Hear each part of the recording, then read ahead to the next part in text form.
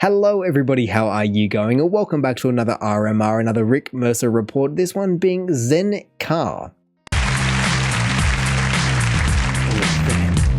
Welcome to St. Jerome, Quebec, home of the Zenn car. Now Zenn stands for Zero Emission, No Noise, an award-winning car manufactured right here and sold all over the world. Zenn is also the kind of meditation you have to use when dealing with a bureaucracy that refuses to support this made-in-Canada car. Cute, eh? No noise but the horn. So they lie, or do they not lie? Because it can make a horn, and I can only imagine that you are going to be having a little bit of rolling resistance noise as well. But no, I'm surprised in some regards that I haven't heard of this company at all. My best guess would be the fact that they just ended up getting completely swallowed by the bureaucracy that got caught up in them. But it also, given the kind of relative context of when all of these were shot, I mean, we can even just have a look. It was at least uploaded in 2010, so it's at least that old. And so maybe they were just a little bit ahead of their time. You know, you look at the Tesla Roadster. That's a similar enough time, and without a whole bundle of things just going right and getting help and all those kind of things, there's no way Tesla would be around anymore. And so I can only imagine for Zenn Car, a Canadian car company caught up in their own bureaucracy, that's a tough hand to be dealt with and actually come out as a winner. It does look like such a tiny car though, something very European. This is the founder and CEO of Zenn Cars, Ian Clifford. Hello, Ian. How are you? Good, Rick. Nice to see you. You too. Okay, I'm a pretty well-read guy. I like to think I have my finger on the pulse. I had no idea there was a Canadian car company. There is, and you're standing in the manufacturing facility. This is a well-kept secret. Yeah, and hopefully that's going to change real soon. Okay, the Zenn Cars, zero emissions, no noise. Yeah. Our initial vehicle is a urban core neighborhood type vehicle. So instead of firing up your V8 or V6, you know, you get in your Zenn car, you go shopping, you go drop the kids off at school, you go buy some beer. And you plug it in. You plug it in wherever you can plug in your cell phone.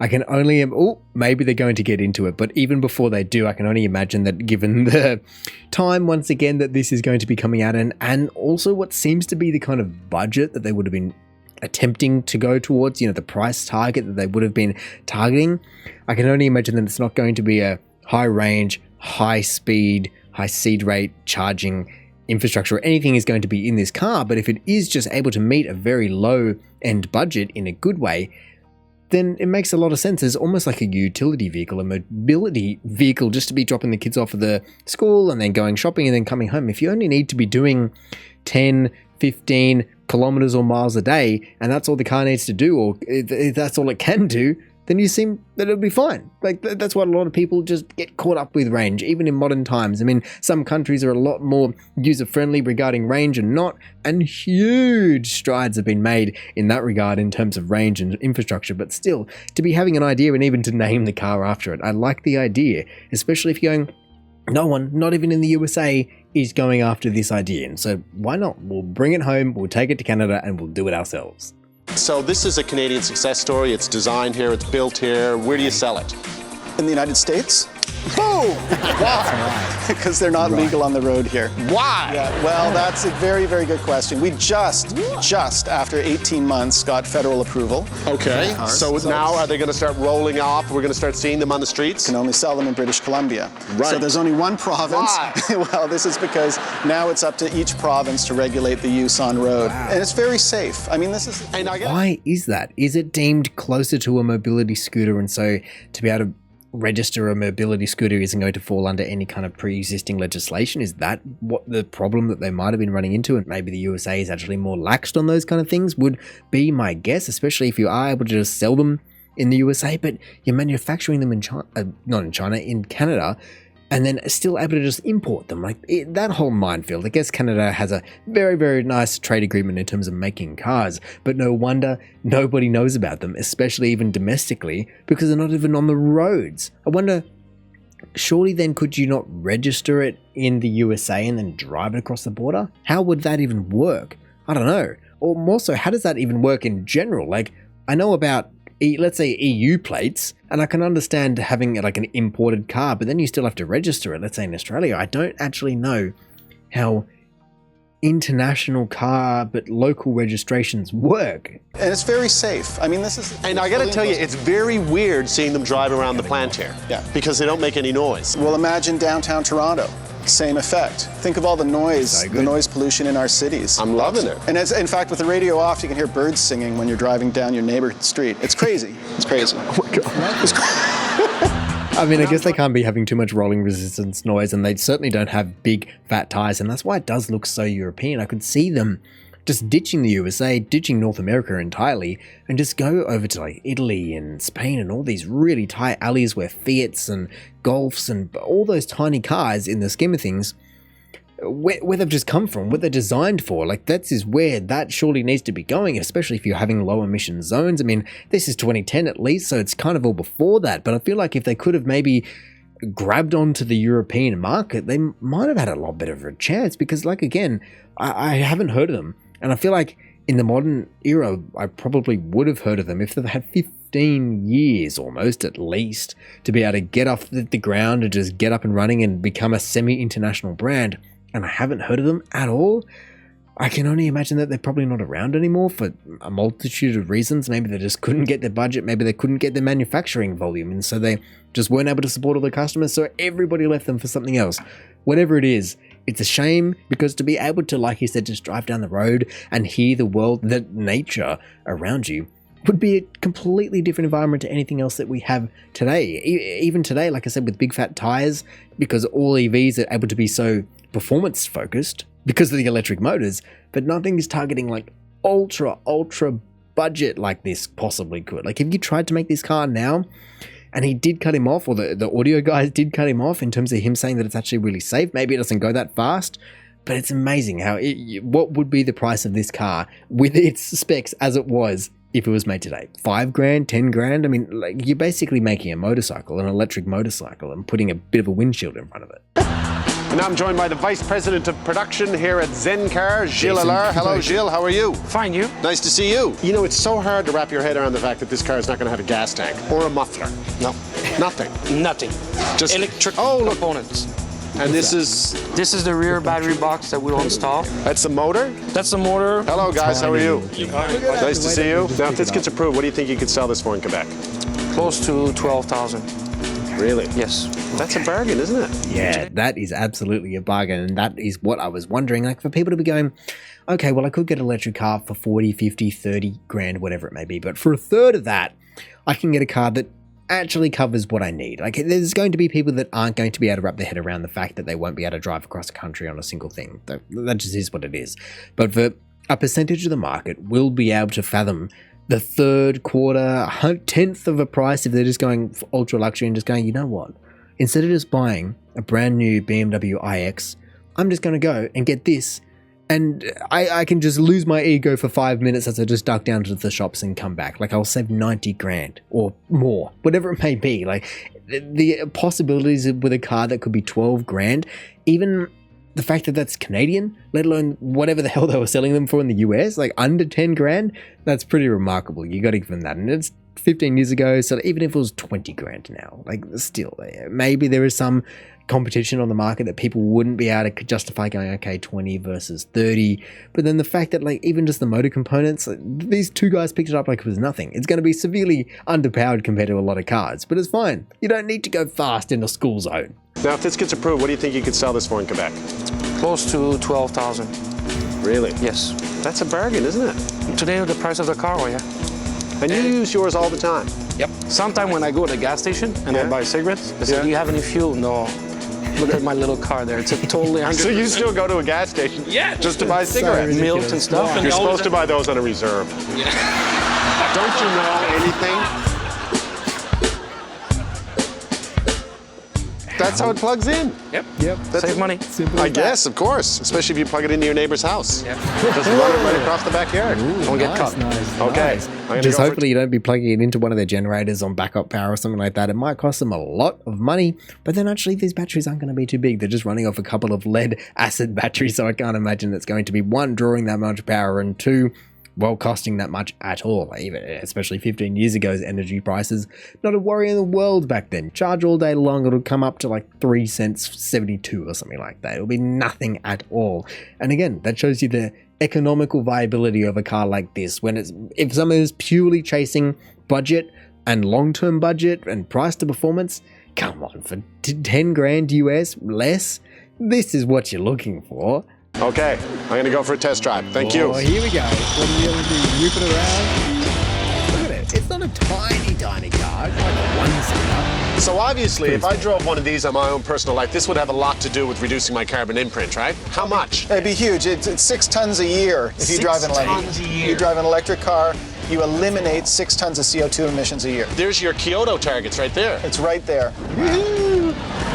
It's so quiet, it's weird, it's like I'm coasting. You know what I want to do? I want to make driving noises. Race car noises and that.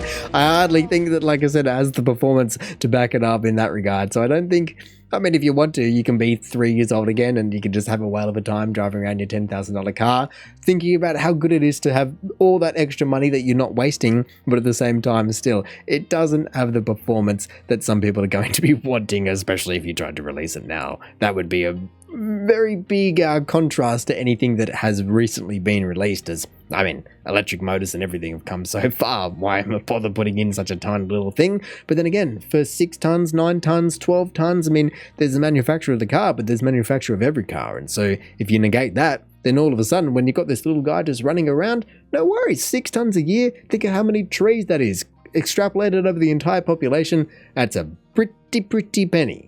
And then even though they're just stacked on all the audio between their vocals, the laugh track, the music, you can still just hear that the car is virtually making no noise whatsoever. And of course, it's not running any kind of mud terrains or anything. It is tiny little scooter wheels, but still, that's all you need. Like, whatever its payload is, it seems to have 4 seats, maybe 5, hopefully not 5, but maybe 5.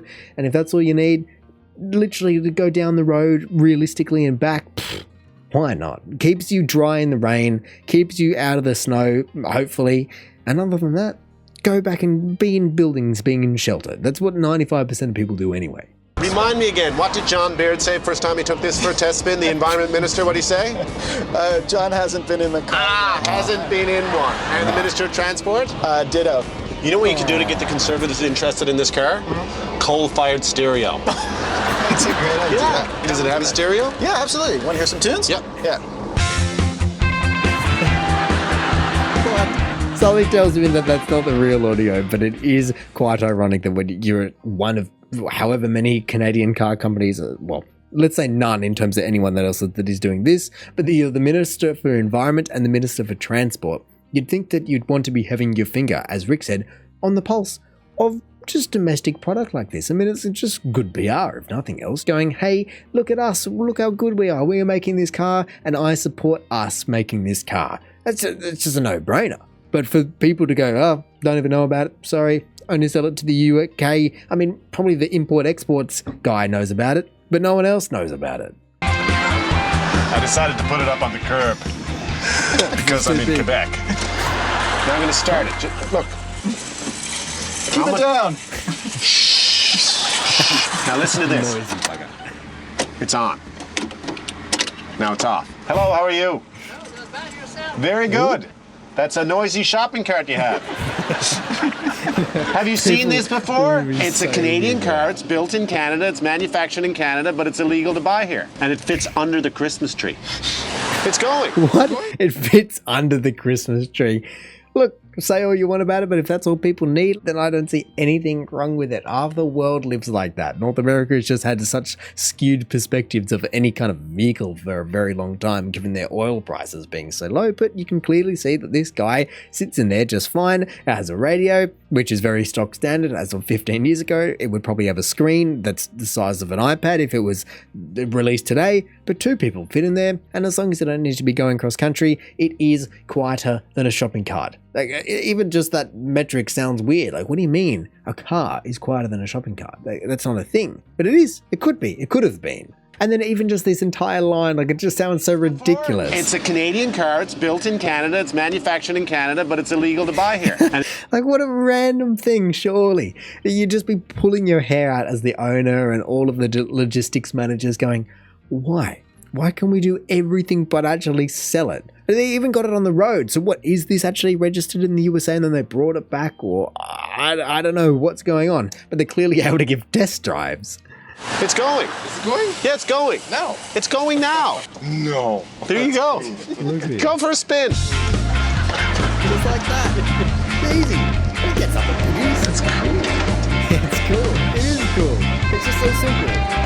It's like the pure essence. So you like it? I love it. I love it. It's bizarre. It's weird, isn't it? It's weird, but it's fun. You'll get a kick out of this. Look at this.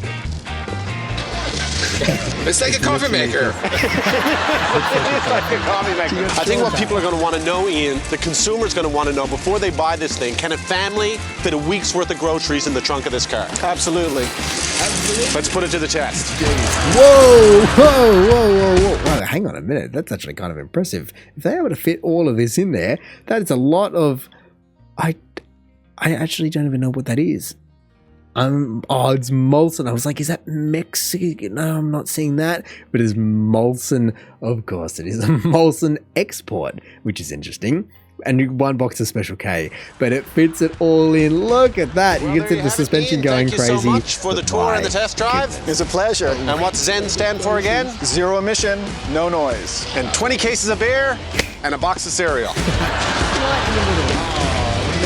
No rear vision, but man, it is honestly impressive that they managed to fit that much in. I wonder if it's going to be with the seats folded down. I believe I saw earlier that it was a 4-seater.